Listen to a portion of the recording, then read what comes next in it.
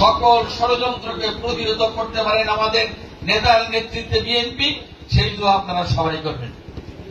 আমরা ভুলব না স্বৈর শাসকের সেই দিনের কথা, যেদিন দেশবাসী একেবারে সমগ্র মানুষ এই স্বৈরাচারের বিরুদ্ধে রাস্তায় নামছে, এমন ভাবে নামছে যে স্বৈরাচার দেখছে তার ভিত প্রকম্পিত হচ্ছে। আপনাদের বুক নিশ্চয়ই কেঁপে উঠবে, শিহরণ জাগবে।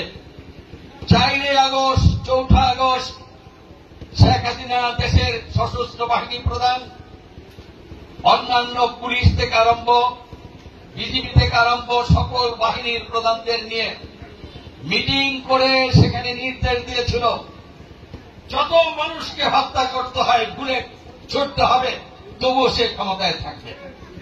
কত বড় পিশাচ, নরপিশাচ, নরঘাতক যে কথা বলতে পারে যে যত বড় বড় কিন্তু আমাকে ক্ষমতায় টিকিয়ে রাখতে হবে, এই নির্দেশনা দিয়েছিল। আপনারা সবাই জানেন এর মতো পিশাচ, এর মতো নরপিশাচ পৃথিবীর ইতিহাসে আর নাই। সেই কারণে গণ অভ্যুত্থানের মাধ্যমে তাকে যে পালিয়ে যেতে হয়েছে দেশ থেকে, এই নজির পৃথিবীর ইতিহাসে নাই। অনেক স্বৈর শাসক গণ আন্দোলনে অভ্যুত্থানে তাদের ক্ষমতাচ্যুত হয়েছে, কিন্তু বাংলাদেশের ইতিহাস ভিন্ন রকম তৈরি হয়েছে। কেন? যদি শেখ হাসিনা পালিয়েছে, তার 2 দিন আগে তার বংশধরকে বিদেশে পালিয়ে যাওয়ার নির্দেশ দিয়েছে। এরপরে সে যেন টিকে থাকতে পারে, তার বাহিনীকে মানুষের বুকে, নিরস্ত্র মানুষের বুকে গুলি চালাতে বলেছে ক্ষমতায় থাকার জন্য। এরপরে সে পালিয়েছে, এরপর তার মন্ত্রী পরিষদ, তার পরিবার পরিজন সহ তার দলের নেতা কর্মী, একটা ইউনিয়ন ওয়ার্ডের গ্রামের যে নেতা ছিল আওয়ামী লীগের, তারাও পালিয়েছে।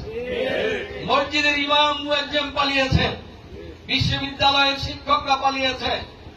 এরপর সাংবাদিকদের মধ্যে যারা তার পদলেহনকারী ছিল তারা পালিয়েছে, ব্যবসায়ীদের মধ্যে যারা পদলেহনকারী ছিল তারা পালিয়েছে, প্রশাসনে যারা ছিল, পুলিশে যারা ছিল, আর্মিতে, বিডিআরে যারা ছিল, অন্যায় অত্যাচার করেছে তারা পালিয়েছে।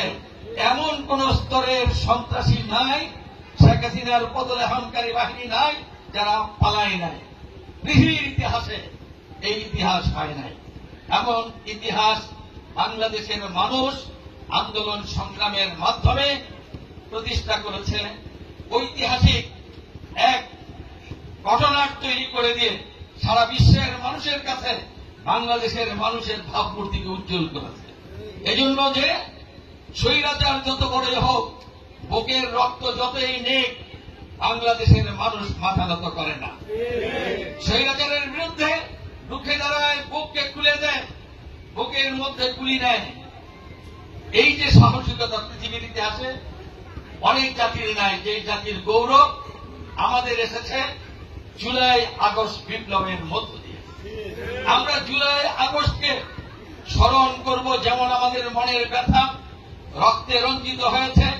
ভাই বোনকে হারিয়েছে, বোম্বাইকে হারিয়েছে, স্ত্রী সন্তানকে হারিয়ে, স্বামীকে হারিয়েছে, পিতা মাতা তার সন্তানকে হারিয়েছে, অনেকে পঙ্গুত্ব বর্জন করেছে। এটা যেমন আমাদের হৃদয়ে ব্যথা, বুকের জ্বালা, তেমনি পাশাপাশি আমাদের গৌরবের একটি ইতিহাস এই দিন রচিত হয়েছে। বিশ্ব যতদিন থাকবে, বাংলাদেশ যতদিন থাকবে, এই গৌরবের ইতিহাস ততদিন থাকবে। কাজেই জুলাই আন্দোলন আমাদেরকে অনেক দিয়েছে।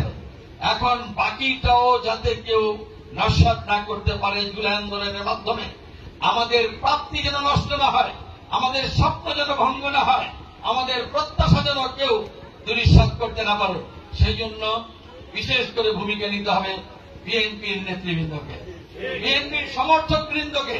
কারণ বিএনপি হচ্ছে সর্বশ্রেষ্ঠ এদেশের রাজনৈতিক দল। আরেকটি কথা বলতে